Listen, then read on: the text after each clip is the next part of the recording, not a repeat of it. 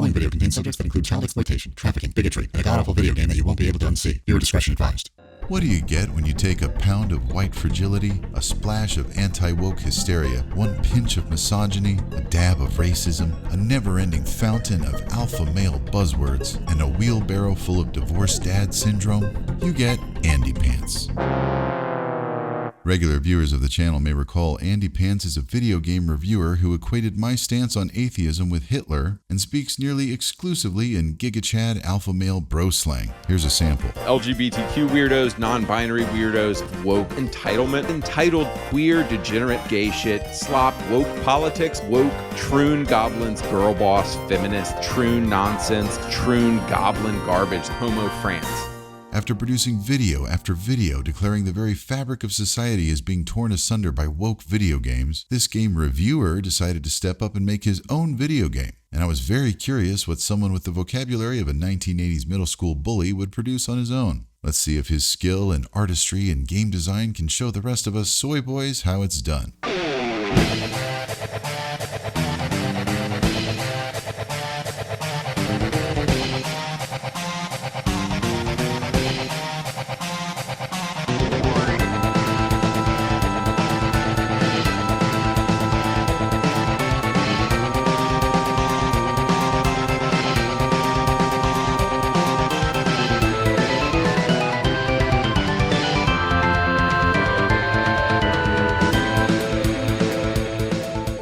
Sadly, no reputable game platforms would host poor Raggedy Andy, not because the game itself was pants-shittingly offensive with a name like Chad versus the gay Nazis, but of course the liberal snowflake, soy boy, cuck, Marxist, feminazi, woke mob had to cancel him because they hate everything manly. Now, Steam is actually banning a video game because of politics.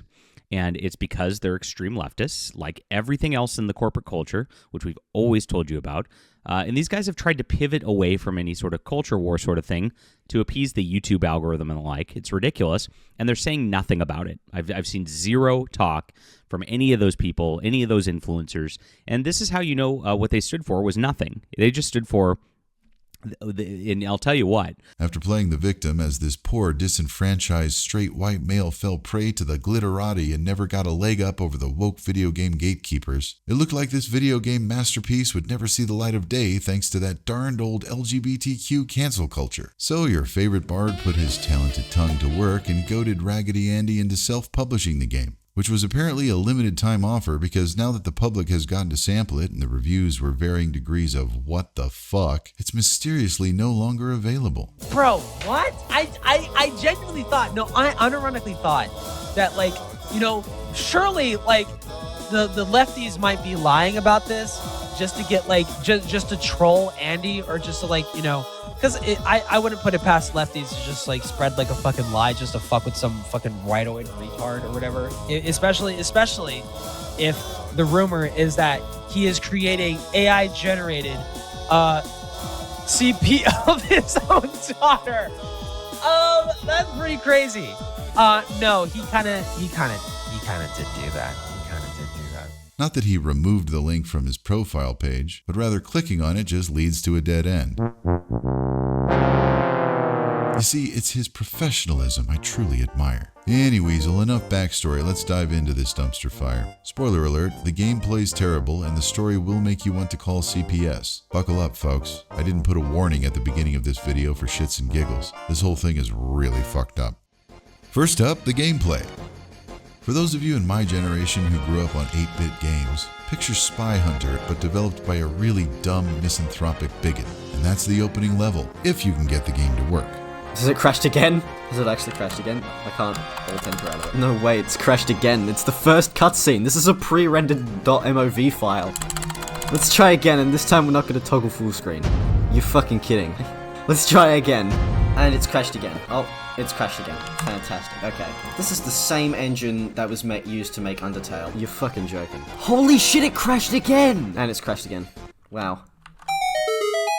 You're driving a school bus surrounded by the woke police who shoot STDs at you. And you can tell they're STDs because they're little green pellets that say STD on them. If you thought that was a little on the nose, wait till the LGB tanks upgrade to shooting you with AIDS. Yeah, this is the first stage and we haven't even gotten into the really fucked up shit yet. So if Exhibit A is already turning your stomach, you're gonna love Exhibits B through Z. Next, you find yourself playing the titular character of Chad, a divorced father of a 10-year-old girl who's working at her school as a janitor. So kind of like Mrs. Doubtfire if it were written by Vince Gilligan after suffering a traumatic brain injury. Now, Chad is just your average red-blooded American man, but he has a magical ability to clip through doors. Oh boy.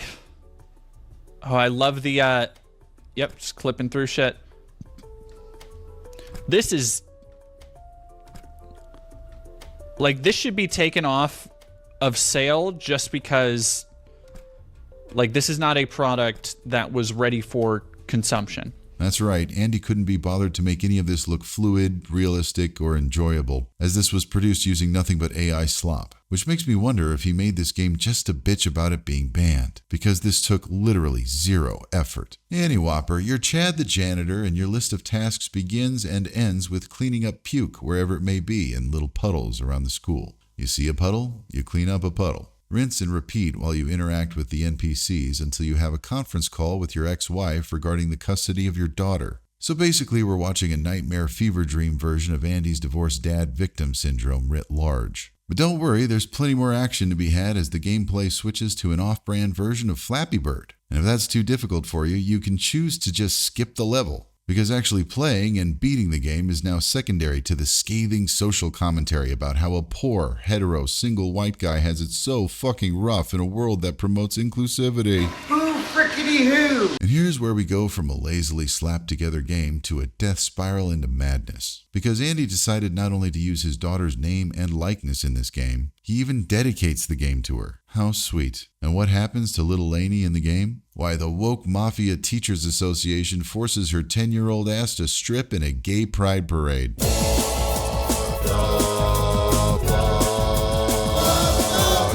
Then, Chad stumbles upon a surveillance room in the school, where we're treated to a CCTV array that's full of underage girls in various states of undress. Yeah, the guy who's screaming at the top of his lungs that the LGBTQ community is full of pedos put digital child porn featuring his own daughter in his own video game. I can't confirm whether the child pictured is his actual daughter, but based on his own appearance in the game and the fact that he's got a scorching case of main character syndrome, I'm assuming that's a somewhat close approximation of his actual daughter's appearance. I'd show you without blurring it out, but I'm not cool with putting naked underage girls in my video. Must be all that soy boy liberalism running through my veins. So naturally, Chad, being a red-blooded American alpha male, decides to go all John Wick on everyone. And it turns out he's got an arsenal stashed in the floorboards of the school. With every passing moment, each word I utter from here on out gets me closer to having a stroke. So I'm going to speed run the rest of the plot and hope I can get it all out before the inevitable aneurysm strikes.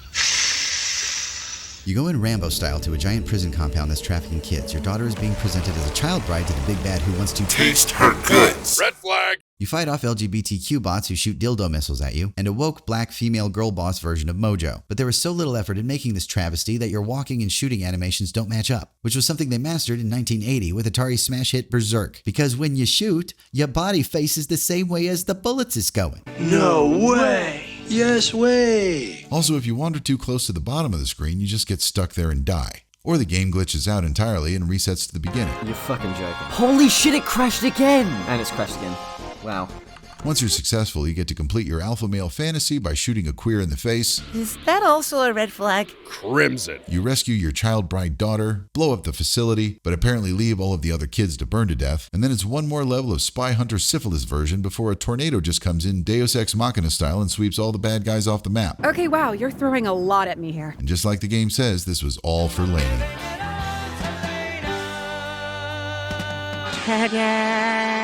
And if I had to give this game a score, I'd give it a crowd points and laughs mercilessly. So either this is truly a representation of his artwork, he put absolute zero effort into this just so he could bitch about it not being allowed on standard gaming platforms, or he thought that there were enough dupes out there to actually shell out $10 for this dog shit. After all, it worked for Kyle Rittenhouse's Turkey Shoot, which it turns out is still a better game and soulless cash grab. It's at this point I realize this is all way above my pay grade to analyze. I don't have enough letters after my name to properly unpack the particulars of this psycho, but I know enough to recognize this is a 7-layer burrito of fucked up wrapped in a chicken fried tortilla of crazy. Do we contact CPS? Maury Povich? Ghostbusters?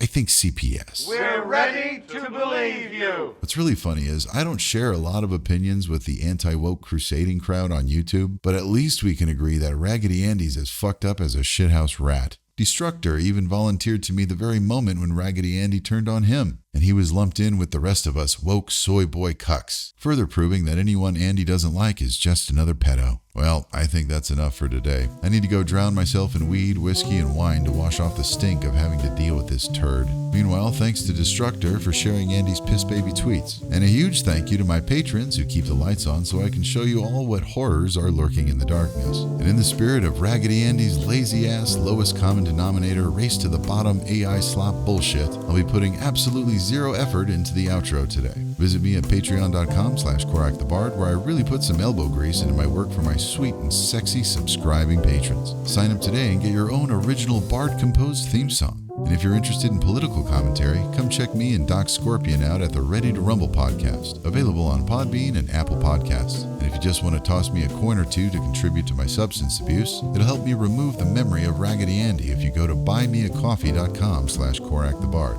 Links are in the description. Until next time, this is your favorite bard, Korak the Bard, singing off with a recycled golden oldie. There is no hatred quite as vile as Christian love.